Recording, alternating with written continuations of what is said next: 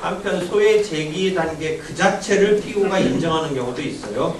소를 제기한 청구 그 자체를 인정하는 거예요. 그러니까 아까 말한 대로 이런 사실을 인정하는 것을 자백이라고 하는데 애초에 대여금 반환 청구권 이 자체를 인정하는 경우가 있어요. 원고의 청구 그 자체를. 그것을 청구의 인락이라고 해요. 그 다음에 원고 스스로는 자기가 한 청구를 포기하는 경우도 있어요. 그래서 그걸 청구의 포기라고 해요.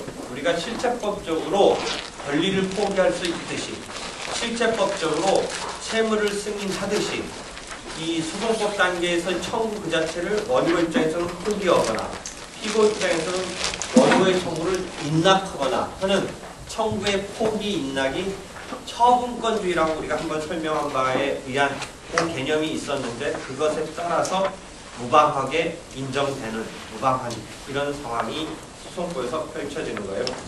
실체법에서의 사적 자치라든지 이런 소유권에 있어서 처분의 자유 등이 인정되듯이 소송법에서도 그런 처분의 자유 등이 인정되는 그 개념을 처분권주의라고 해요. 처분권주의.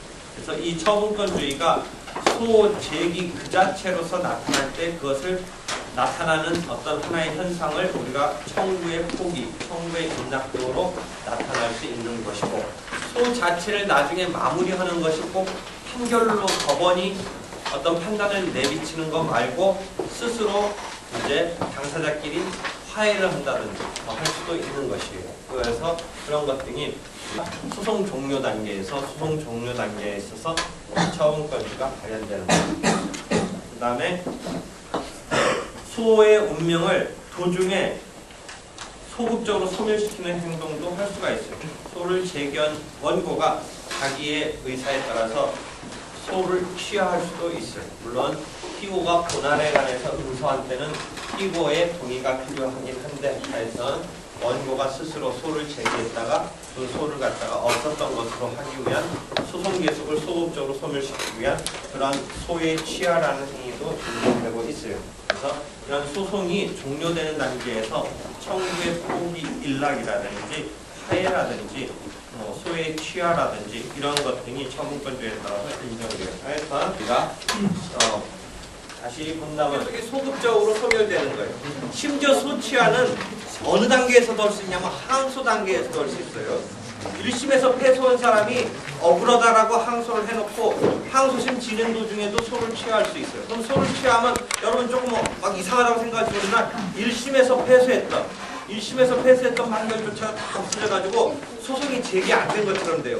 그러면 일단 해보고서 지고 항소하고 거기서 소취해서 없었던 곳으로 가면 또 마음대로 할 수 있느냐? 그게 처분권주의 때문에 가능하다라는 거죠. 처분권주의 때문에. 상고심에서도 소취할 수도 있고 그래요. 그러면 조금은 우리가 이제 어색한 걸 느끼겠죠. 아까 같이 패소했던 사람이 항소를 해놓고 항소심에서 소를 취하면 원래 없었던 것으로 가면 자기가 해놓고서 지고서 이제 없던 것으로 막 이런 게 있을 수 있겠느냐? 가능하다. 그럼 그 사람에 대한 뭔가 불이익을 가는 게 뭐가 있냐? 다시는 그런 소송을 낼 수 없도록 하는 제소금지라는 그런 조문이 하나 있어요. 이때 제소는 어이가 아니라 더블이라는 의미의 재차할 때의 제소금지라는 룰이 하나 있어요. 이 한자가 이렇게 쓰는 제자, 제소금지라는 용어가 하나 나와요. 그럼 우리가 두 번째 소송이 등장하는 것 때문에 등장하는 개념이 앞에서 한 번, 두 번씩 나온 중복된 소제기의 금지. 그 다음에 기탈력 이런 게 나오는데 지금 제소금지는 소치아 조문이 206조? 제소금지가 그럼 267조? 한번 읽어봐요. 제소금지 하나 조문. 2항에 있을 거예요. 2항. 소송계속은 소극적으로 소멸한다라는 거 다음에 2항에. 제267조 소치아효과 2항. 본안에 대한 동국 판결이 있은 뒤에 소를 취한 사람은 같은 소를 제기하지 못한다. 네, 같은 소를 제기하지 못한다. 그러니까 1심 단계에서 결론을 종결하고 판결이 선고된 것에 대해서 불만 있는 사람이 항소를 해서 항소심에서 결론이 진행 중인 이런 단계에서 소를 취하했을 때는 처분권주의에 의해서 가능하다라는 거죠. 2단계에서도 소를 취하는 게 가능해요. 물론 2단계에서 하는 건 가능하고 더더욱 가능하고 여기서 소를 취하면 이 진행됐던 게 다 없어지는 거예요. 여기서 소 취하려면 어디까지 막 포함해서 다 없어지냐면 여기까지 진행됐던 게 다 소극적으로 소멸이 돼요. 그래서 1심에서 깨진 패소한 사람의 자기 불리한 판결도 다 없애버리는 효과를 가져와요. 그랬을 때 그게 가능할 건가인데 가능하고 다만 그 사람은 다시 그것이 억울하다라고 2차적인 소송을 내는 게 요거에 걸린다라는 거죠. 그러니까 1심 단계에서 소를 취하했을 때는 다시 내는 게 가능해요. 또 그러니까 1심 소송 도중에 소를 취한 경우는 소송 계속이 소극적으로 없어지니까 다시 동일한 소송을 내도 중복된 소재기가 아닌 게 돼요. 원래 소송이 진행되고 있는데 똑같은 사건이 또 진행하면 중복된 소재기로 금지가 돼요. 똑같은 사건. 근데 여기 진행하던 것을 소를 취하해서 이것을 갖다 없는 것으로 치니까 다시 소송을 내도 중복된 소재기에 걸리지도 않고 제소금지에도 걸리지 않아요. 어디 단계에서 소송을 또 내면 제소금지에 걸리냐면 항소심 단계에서 1심에 정확히 표현하면 거의 판결 중에도 본안 판결을 받고 나서 그럼 그 본안 판결이 무슨 포인트냐면 267조 2항에 소송 판결은 괜찮은 거예요. 소송 판결은 본격적인 자기 다툼의 내용을 판단받은 게 아니니까 그런 경우에 항소심까지 와 있던 상태에서 소를 취하고 다시 낼 때는 소송 판결 받은 것만으로는 괜찮아요. 문제는 본안 판결 받고 나서 무언가 이유 때문에 소를 취한 사람이 다시 똑같은 소송을 내면 제소 금지에 걸려버린다는 거죠. 그런 이야기를 미리 지금 설명한 거예요. 이게 교과서로 보면 보통 책 교과서는 뒤편에서 나오는 얘기인데 미리 지금 얘기해 주는 거예요. 미리 얘기한다 한들 나중에 11월 달 가서 설명한다 한들 똑같아요. 어렵기는 똑같아. 아니면 쉬운 거는 똑같아.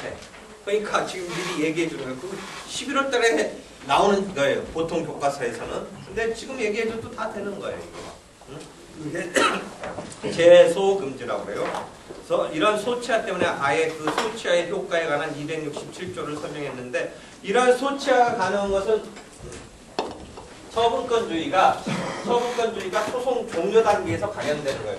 원래 소를 제기한 사람은 재판이라는 우리가 메인으로서 분쟁이 해결되는 그것을 중심으로 우리가 민사소송을 배우는데 이 재판이라는 공권적인 판단 이외에도 소치하 등으로 물론 소치하는 소송을 완결시켰다, 결론을 봤다라는 것은 아니지만 도중에 무엇인가 이유에서 그만두는 거예요. 그만두는 것도 조금 더 나가서 없애서 그만두는 거예요. 한편 그럼 결과를 남기면서 당사자가 자치적인 처분권주의에서 결론을 맺는 거와 마찬가지 효과를 보는 게 두 번째 단계 청구의 포기와 피고 입장에서는 청구의 인락이라는 개념이 있어요. 청구의 원고 입장에서는 포기, 피고의 입장에서는 청구의 인락. 청구의 포기는 실체법에서 보면 자기 권리를 포기하는 이런 개념이 있는 거고 실체법에서 채무자가 채무를 인정하는, 승인하는 이런 개념이 있듯이 소송법에서도 원고 스스로 자기 청구가 이유 없음으로 선언하는 식의 포기가 있고 피고 입장에서 원고의 청구가 이유 있다고 인정해주는 인락이라는 개념이 있고 그럼 포기, 인락의 결과 판결 비슷하게 종이로 조서가 꾸며져요. 조서가 작성돼요. 그럼 이러한 청구 포기에 따른 조서나 피고 입장에서의 청구 인락에 따른 조서가 원고 전자의 경우는 승소 판결인 듯한 느낌이고 인락의 경우는 원고 패소 판결인 듯한 느낌의 이제 그런 상황이 되면서 그 인락된 조서가 판결처럼 해서 확정 판결과 마찬가지 효력이 있게 되는 거예요. 확정 판결과 마찬가지 효력이. 그래서 200 몇 조에 20조? 220조? 포기, 인락 등의 조서는 확정 판결과 마찬가지 효력이 있다. 220조. 220조 허위 청구의 포기 인락 조서의 효력. 허위 청구의 포기 인락을 변론조서, 변론 준비 기일 조서에 적은 때에는 그 조서는 확정 판결과 같은 효력을 가진다. 확정 판결과 같은 효력이 있다는 건 뭐야? 판결하고 똑같은 효력, 판결로 결론이 맺어진 거와 똑같은 효력이 있어요. 그러니까 이제 번복하면 안 돼요. 거기에 보니까 포기 일락 말고 화해도 이제 화해라는 말도 나오네요. 그래서 세 번째 처분권주의가 작동하는 세 번째 상황은 화해예요. 화해는 서로 당사자가 호양, 양보하는 결론으로 매듭짓는 거죠. 그래서 청구의 포기는 원고가 일방적인 거고 청구의 인락은 피고가 일반적인 것인데 대해서 화해는 상호 양보해서 어떤 매듭을 짓는 거예요. 그러니까 조금 내용이 틀린 거네요. 그렇게 해서 그 당사자의 의사에 따라서 원고면 원고, 피고면 피고, 화해의 경우는 양쪽 당사자의 의사에 의해서 강행적 공권적인 판단인 판결 이외에 처분권주의에 따라서 소송 종료를 시킬 수 있는 이 처분권주의가 소송 종료 단계에서 발현되는 이런 양태가 소의 취하, 청구 포기 일락, 그 다음에 화해 등의 소송 종료 사유가 인정되고 있다가 이야기. 이렇게 해서 처분권주의 이야기를 끝마쳤어요.